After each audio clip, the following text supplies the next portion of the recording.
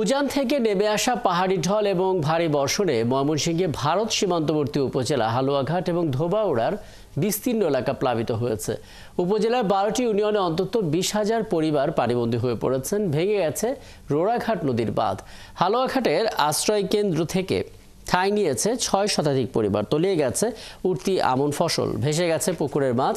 দুর্গতদের জন্য জেলা প্রশাসন থেকে হালুয়াঘাটে নগদ 1 লক্ষ টাকা এবং 10 মেট্রিক টন চাল বরাদ্দ দেওয়া হয়েছে বলে জানিয়েছেন হালুয়াঘাট উপজেলার প্রকল্প কর্মকর্তা আলাউদ্দিন। এদিকে ধোবাউড়া উপজেলায় নেতাই নদীর বাঁধ ভেঙে দক্ষিণ মাইজপাড়া, পোড়াকান্দুলিয়া, ঘোষগাঁও, গামারিতলা সহ বিভিন্ন এলাকার অন্তত 30টি গ্রাম প্লাবিত হয়েছে। পাহাড়ি ঢল এবং ভারী বর্ষণে তলিয়ে গেছে উঠতি আমন ফসল, ভেসে গেছে অসংখ্য পুকুরের মাছ। উপজেলা নির্বাহী অফিসার নিশাত শারমিন জানান, এখন পর্যন্ত প্রাণহানির কোনো খবর পাওয়া যায়নি, তবে স্থানীয় ইউপি মেম্বারদের সতর্ক দৃষ্টি রাখার ব্যাপারে নির্দেশনা দেওয়া হয়েছে। ময়মনসিংহে বন্যা পরিস্থিতির আরও খবর জানাতে যুক্ত হচ্ছে সহকর্মী বাবুল আহমেদ। বাবুল, একটু বলবেন আসলে বন্যার সবশেষ পরিস্থিতি কি? এখানে সীমান্তবর্তী এলাকায় যে উজানের ঢলগুলো ছিল, জলাবদ্ধতা তৈরি হচ্ছিল, সেখান থেকে কতটা বেরোনো গেল এবং কি ধরনের ব্যবস্থাপনা এখন পর্যন্ত নেওয়া হয়েছে? এই মুহূর্তে বৃষ্টি নেই, কিন্তু উজান থেকে যে পাহাড়ি ঢল নেমে আসা যে বাটির দিকে সেটি এখনো অব্যাহত রয়েছে। এরই মধ্যে হালুয়াঘাট এবং ধোবাউড়া দুটি উপজেলায়, এই সীমান্তবর্তী দুটি উপজেলার অন্তত লক্ষাধিক মানুষ পানিবন্দী অবস্থা রয়েছে। আপনি যেমনটি বলছিলেন যে এইসব এলাকার যে উঠতি আমন ফসল সেটি চলে গেছে, বেঁচে গেছে অসংখ্য ফিশারির মাছ, যেটি ব্যক্তিগত পর্যায়ে পুকুরে চাষ করা হচ্ছে সেই মাছ বেঁচে গেছে, এবং যেটি সবজি, এই মৌসুমী সবজি সেটিও কিন্তু ক্ষতিগ্রস্ত হয়েছে। তো ধোবাউড়া উপজেলার নির্বাহী অফিসার নিশাত শারমিন জানিয়েছিলেন যে এখন পর্যন্ত কোনো প্রাণহানির ঘটনা ঘটেনি, তবে তারা নজরদারিতে রেখেছেন। এবং আজ বেলা 10টার দিকে ময়মনসিংহের বিভাগীয় কমিশনার সালমা তানজিয়া এবং বিএনপি নেতা ইমরান খালেদ প্রিন্স এই দুর্গত এলাকা পরিদর্শনে যাওয়ার কথা রয়েছে।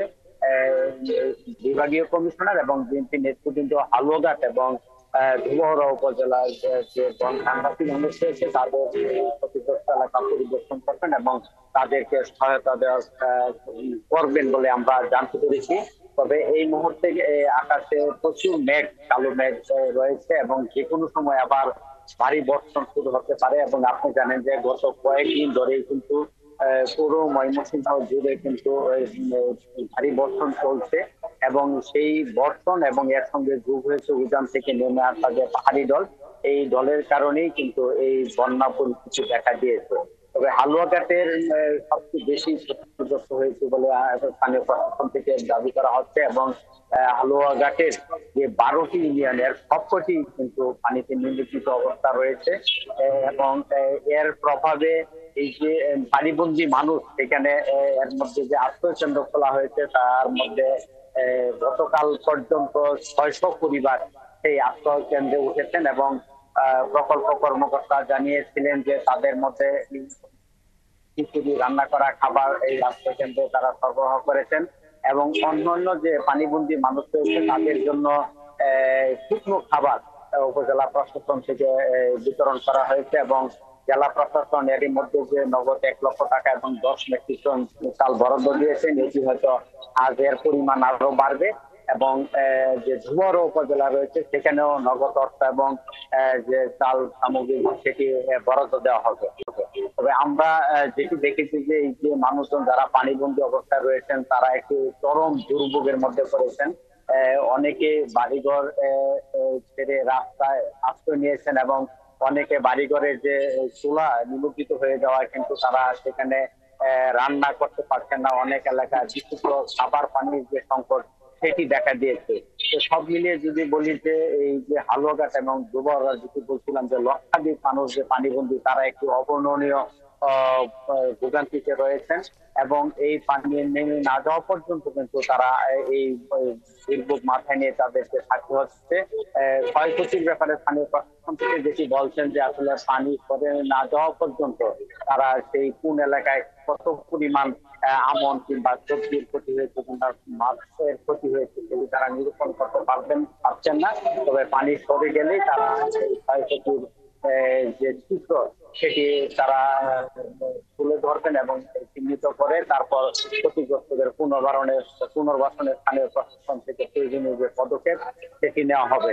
এবং যেটি বানবাসী মানুষ যেটি আশা করছেন, আজকে যেহেতু ময়মনসিংহের বিভাগীয় প্রশাসনের সর্বোচ্চ কর্মকর্তা এবং বিএনপির ঊর্ধ্বতন নেতৃবৃন্দ এলাকায় যাবেন, তারা ক্ষতিগ্রস্ত এলাকা পরিদর্শন করে তাদের যে ভোগান্তি এবং তাদের যে ক্ষয়ক্ষতি সে ব্যাপারে তারা প্রয়োজনীয় সহায়তা দেবেন এমনকি কিন্তু প্রত্যাশা করছেন। এবং তাকে আপনি জানেন যে এই হালুয়াঘাট এবং চুয়ারা যে উপজেলা রয়েছে সেটি ভারত সীমান্তের এবং এই ওপারে যে সীমান্তের ওপারে যখনই কোনো ভারী বর্ষণ হয় তখন কিন্তু এই এই এই যে হালুয়াঘাট এবং ডুবরা এলাকা প্লাবিত হয়। এবং এরই মধ্যে আপনি জানেন যে নেতাই নদী যেটি ডুবরা উপজেলা রয়েছে সেই নেতাই নদীর বাঁধ বিভিন্ন পয়েন্টে ভেঙে গিয়েছে এবং হালুয়াঘাটের যে ঘোড়াঘাট নদী রয়েছে তারও কিন্তু বাঁধ যেটি সেটি ভেঙে গেছে। এলাকাবাসী দীর্ঘদিন ধরে এই বন্যা এবং একই সঙ্গে দুর্যোগের মাধ্যমে হয়েছে আমরা জানি, এবং আপনি নিশ্চয় আছেন বাবুল, পরবর্তীতে আবারও কথা হবে আপনার সঙ্গে। বাবুল হোসেন আমাদের সঙ্গে যুক্ত হয়েছিলেন, ময়মনসিংহে বন্যা পরিস্থিতির খবরাখবর তার কাছ থেকে আমরা জানছিলাম।